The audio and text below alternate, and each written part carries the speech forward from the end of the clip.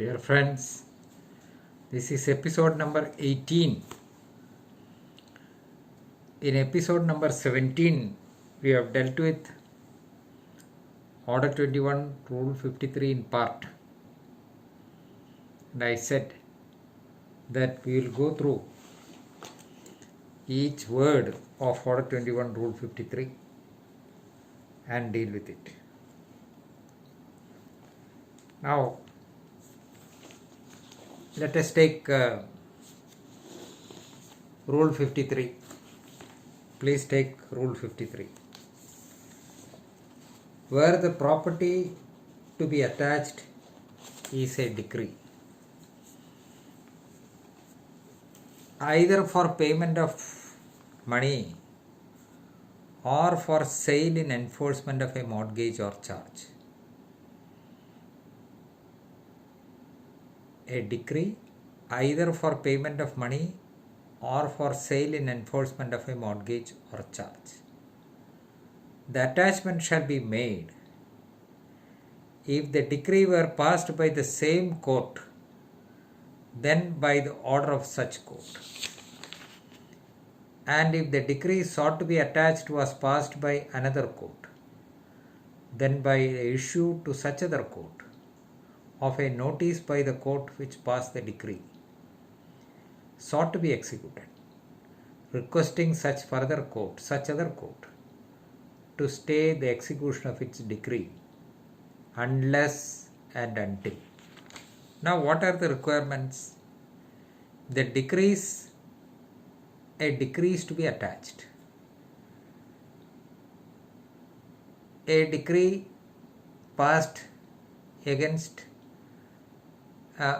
in favor of A against B is to be executed by attaching the decree which B obtained against C.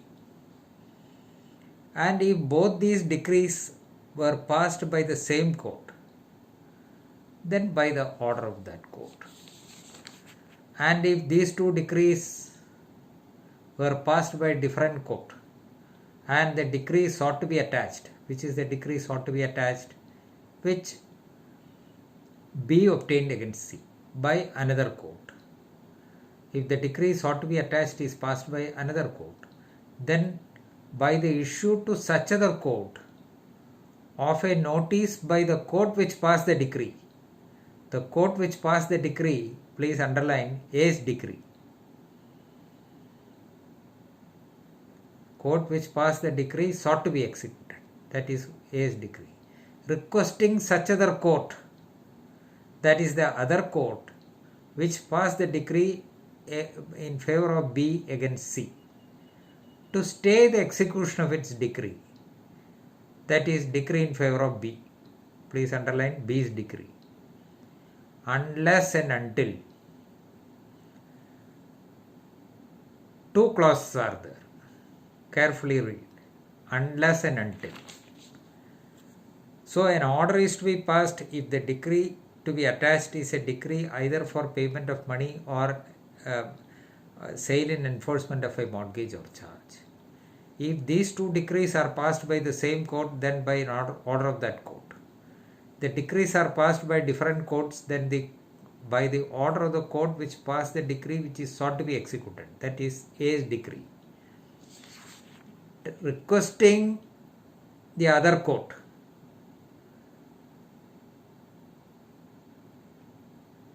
to stay the execution of that decree which is to be attached. Unless and until. Two contingencies. 1. The court which passed the decree sought to be executed cancels the notice. The court which passed the decree sought to be executed, please underline A's decree, cancels the notice. So if the court which passed the decree in A's favor says that it is not necessary, cancel the notice, that is an end of the matter. Or B, or 2, there are two subclauses A and B, to some extent difficult to understand. Or that is to be read along with the expression unless and until. Unless and until A, the holder of the decree sought to be executed please mark A. The holder of the decree sought to be executed. Or B. His judgmentator, that is B, with the previous consent in writing of such decree holder, that is such decree holder is A. In clause B, his judgmentator is B, with the previous consent in writing of such decree holder is A, or with the permission of the attaching court, applies to the court receiving such notice to execute the attached decree. So a notice is to be issued to such court which passed the decree in favor of B and against C, requesting to stay it unless and until the notice is cancelled, or where B with the previous consent in writing of A or with the permission of the attaching court applies to the court receiving such notice to execute the attached decree. His judgmentator, that is B, with the previous consent in writing of such decree holder A or with the permission of the attaching court applies to the court receiving such notice to execute the attached decree. So the request to stay the execution of B's decree will remain in force till that notice is cancelled, or unless and until B with the previous consent in writing of A or with the previous permission of the attaching court applies to the court receiving such notice to execute the attached decree. Suppose A's decree is passed by Thrissur court.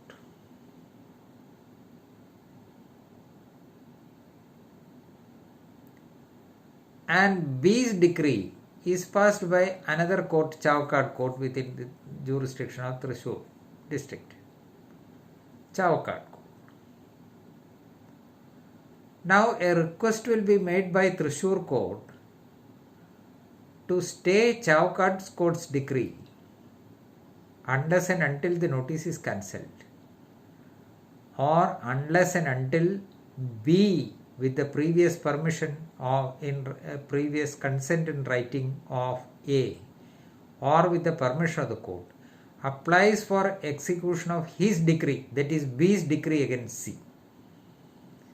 B can execute it, his decree. Then what would happen is a subsequent thing which we will come to. So B can execute his decree either with the previous consent in writing of A or with the permission of the court. In which court he has to execute the decree? The court which passed that decree, that is Chavakad court. Now 2. Where a court makes an order under clause A of subrule 1. What is clause A of subrule 1? By the same court. The decrees were passed by the same court, but an order of such court. Where the court makes an order under clause A of subrule 1 or receives an application under subhead 2 of clause B of the said subrule, which is that with the previous consent in writing of the decree holder or with the permission of the court, B applies for execution of his decree. Then we will read subrule 2. Where the court makes an order under clause A of subrule 1 or receives an application under subhead 2 of clause B of the said subrule, it shall, on the application of the creditor,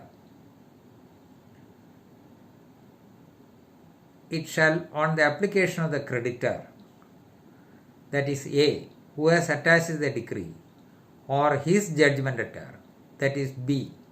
Creditor, you mark A, who has attached the decree or his judgmentator, B, proceed to execute the attached decree and apply the net proceeds in satisfaction of the decree sought to be executed. Decree sought to be executed, you mark A. So where the court makes an order, where the decrees were passed by the same court, that is the order under clause A of subrule 1, or receives an application under subhead 2 of clause B of the said subrule, then it shall, on the application of the creditor who has attached the decree or his judgmentator, that is either A or B, proceed to execute the attached decree and apply the net proceeds in satisfaction of the decree sought to be executed. The holder of the decree, 3. The holder of the decree sought to be executed, that is A, by the attachment of another decree of the nature specified in subrule 1, shall be deemed to be representative of the holder of the attached decree. Representative of the holder of the attached decree, mark B. And be to be entitled to execute such attached decree in any manner lawful to the holder thereof. What is the meaning of this? The holder of the decree sought to be executed, that is A, by the attachment of another decree of the nature specified in subrule 1, that is either for payment of money or for sale in enforcement of a mortgage or charge. Then he shall be deemed to be, who shall be deemed to be? A shall be deemed to be the representative of the holder of the attached decree. Holder of the attached decree is B. So A shall be deemed to be the representative of B. A steps into the shoes of B.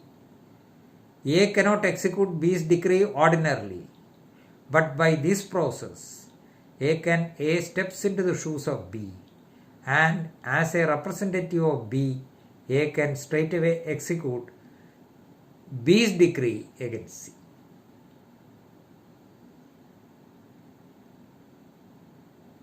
And it can be executed, which the attached decree, that is B's decree, in any manner lawful for the holder thereof. That decree can be executed in any manner which is lawful. Wherefore, were the property to be attached in execution of the decree is a decree other than a decree of the nature referred to in subrule 1. What is other than a decree? Decree referred to in subrule 1 is a decree for payment of money or for sale in enforcement of a mortgage or charge. So where the property to be attached is not a decree of that nature. It is not a decree for payment of money or a decree in enforcement of a mortgage or charge, or for sale in enforcement of a mortgage or charge. So where the property to be attached in execution of a decree is a decree other than a decree of the nature referred to in subrule 1, the attachment shall be made by a notice by the court which passed the decree sought to be executed, which is the court which passed the decree sought to be executed, that is A's decree, to the holder of the decree sought to be attached. Holder of the decree sought to be attached is B, prohibiting him from transferring or charging the same in any way. And where such decree has been passed by any other court, also by sending to such other court a notice to abstain from executing the decree sought to be attached until such notice is cancelled by the court from which it was sent. So what is to be done? If the decree is of a nature other than a decree of the nature referred to in subrule 1, that it is not a decree for payment of money or a decree in enforcement, a decree for sale of a sale in enforcement of a mortgage or charge, then the attachment shall be effected by a notice by the court which passed the decree.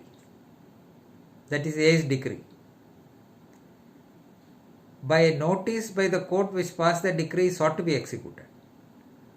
To the holder of the decree sought to be attached. That is B.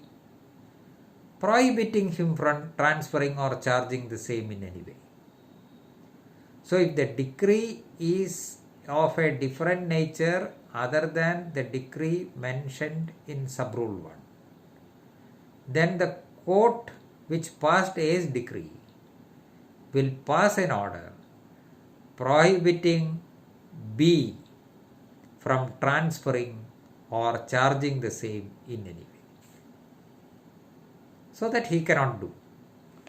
When a property is attached, all the incidents of section 64 will come, and any encumbrance, any private alienation or otherwise dealing with the property will be void. So if the decree is other than a decree for payment of money or in enforcement of a or for sale in enforcement of a mortgage or charge, the court which passed A's decree will pass an order prohibiting B from transferring or charging his decree. That is B's decree. Because that is a property which is attached. What is attached is B's property. So if B can ordinarily execute his decree. So by attaching it, he cannot execute and realize the amount unless he complies with the other conditions which are mentioned earlier.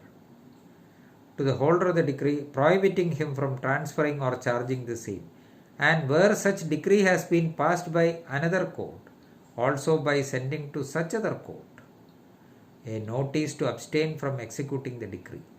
If it is passed, if both the decrees are passed by the same court, no communication is necessary because the same court passes A's decree, same court passes B's decree. If B's decree is passed by another court, then by sending a notice to that court to abstain from, requesting to abstain from executing the decree sought to be attached. Abstain from executing B's decree until such notice is cancelled by the court from which it was sent. So, a decree of the nature referred to in Subrule 1, that is a decree for payment of money or for sale and enforcement of a mortgage or charge, then A, the decree holder, or his judgment debtors, that is B, whose decree was attached, can execute the decree with the conditions thereunder.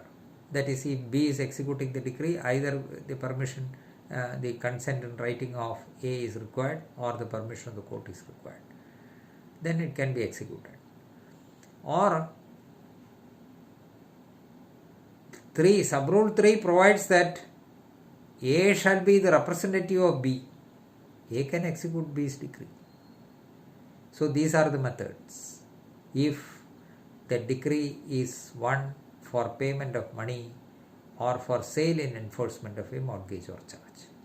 If the decree is other than that, say for example, a decree for specific performance of contract, a decree for recovery of immovable property, a decree for partition, or any other decree, then see, I will give the example. A has obtained a decree for money against B. B has obtained a decree for recovery of possession of an item of immovable property from C. What is to be attached? The decree which B obtained against C. What is that decree? A decree for recovery of possession of immovable property. So by attaching that decree, A cannot execute it straight away and get possession of that property. Same case in the case of a suit for specific performance or for partition. He steps into the shoes, true, but limited to the extent mentioned in Subrule 1.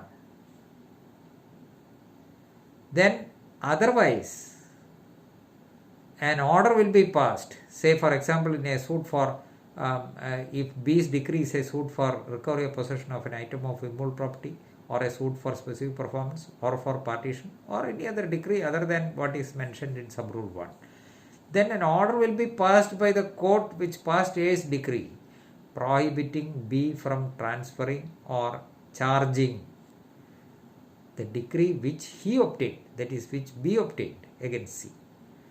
So, a decree for recovery of possession of immovable property which B obtained against C. So, B will be directed not to alienate, not to charge that property. Then, if it is passed by another court by sending a notice to abstain from executing the decree.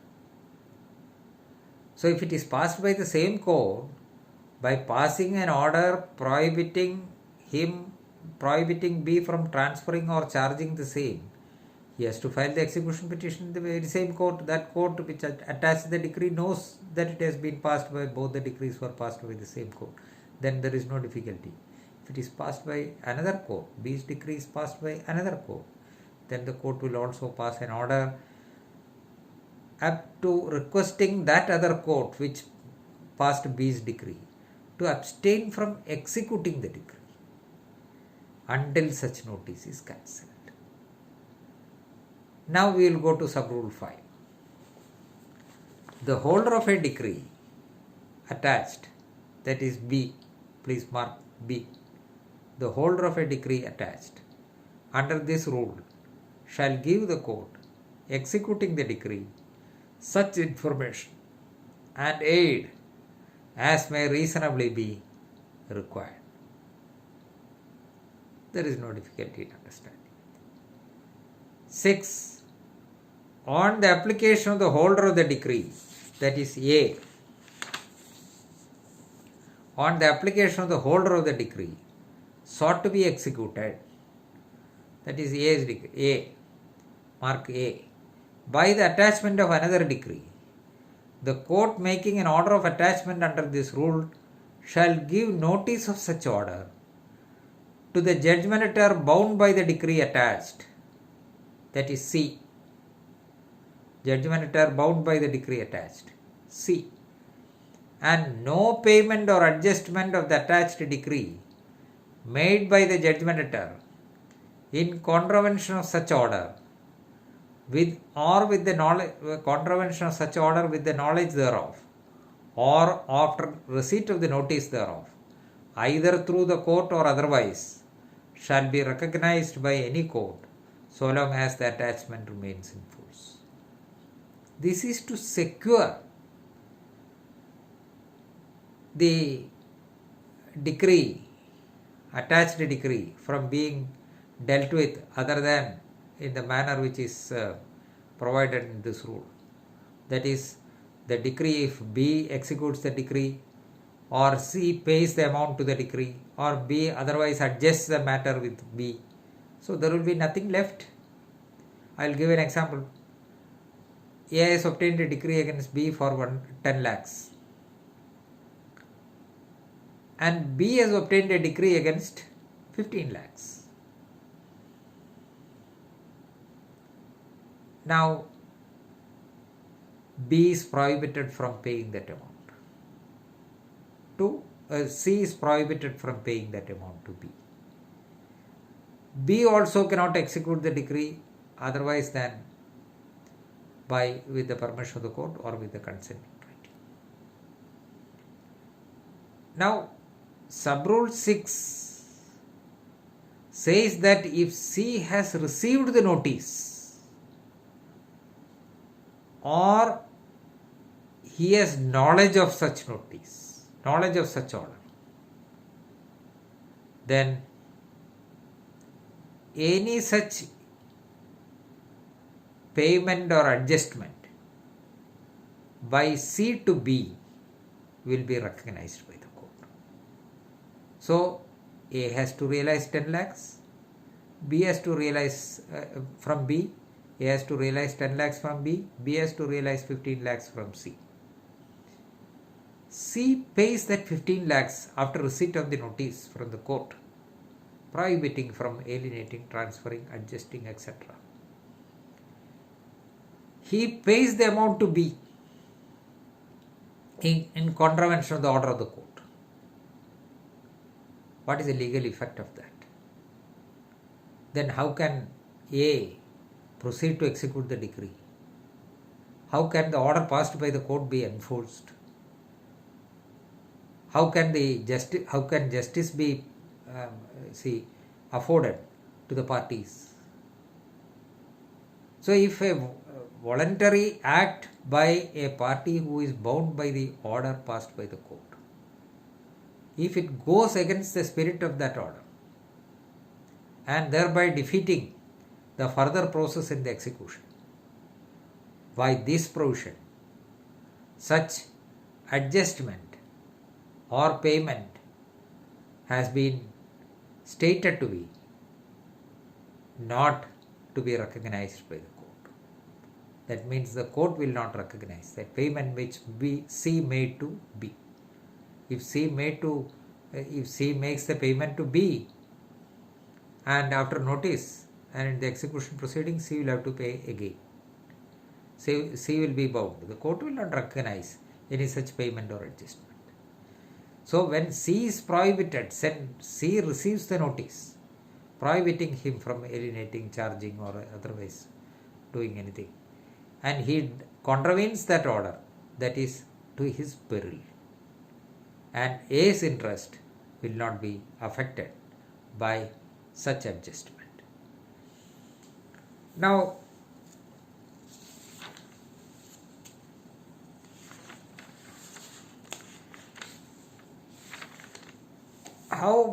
how the decree, other than a decree of the nature mentioned in subrule 4, other than a decree mentioned in subrule 1, which is mentioned in subrule 4, to be attached and dealt with, it is not stated here. It is not stated here. Such decree, that is A's decree in favor of A's decree against B for payment of money, B's decree against C for recovery of possession of immovable property,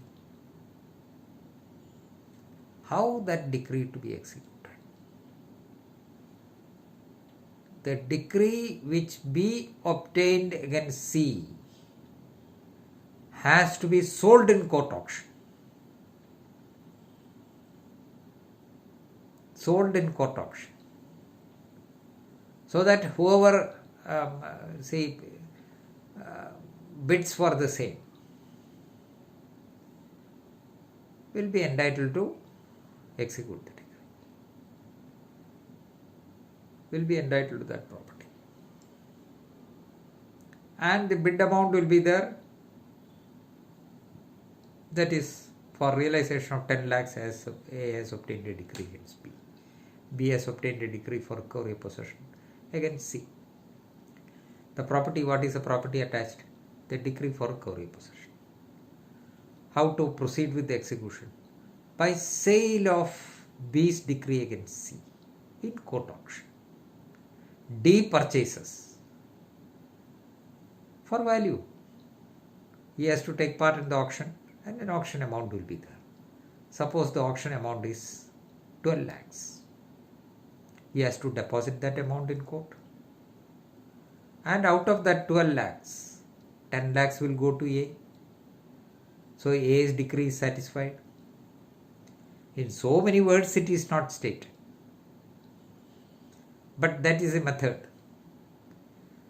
I will refer to some of the decisions in this regard in the next episode. Now, this is a process by which a decree obtained by the judgment debtor against a third party is proceeded with either in the manner mentioned in subrule 1 or in the manner mentioned in subrule 4, and something is silent there, that is can be executed in such manner as may be lawful. How it is clear? It is clear from subrule 3. Subrule 3 says that the holder of the decree ought to be executed, that is A, by the attachment of another decree of the nature specified in subrule 1, shall be deemed to be the representative of the holder of the attached decree, that is B, and be entitled to execute such attached decree in any manner lawful to the holder thereof. So that may give an indication that if B has obtained a decree for recovery of possession against C, A can recover it. No. That is to execute it in the manner, in any manner lawful to the holder thereof. Here this is an item of property which is sold, where the subrule 4 says that what is to be done is prohibit C from transferring or charging the same in any way, and also issue a notice to the court which passed that decree requesting to abstain from executing the decree as such. So the property that is a decree for recovery of possession is protected. So B cannot execute after passing an order under subrule 4. B cannot execute the decree for recovery of possession and get it. And if B's decree is passed by another court, that court is requested not to proceed with the execution. So that court will not execute it. At the same time, C is prohibited from transferring or charging the same. Therefore, and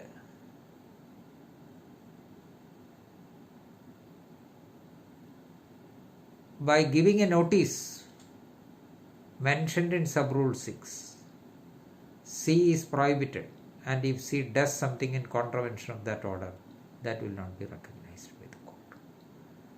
So something also could have been made clear in Rule 53. It is true, it would have been easier. But something is not so clear. That has to be clarified by judicial pronouncements. So while dealing with Rule 53, I propose to refer to some of the decisions. We will see in the next episode. Thank you.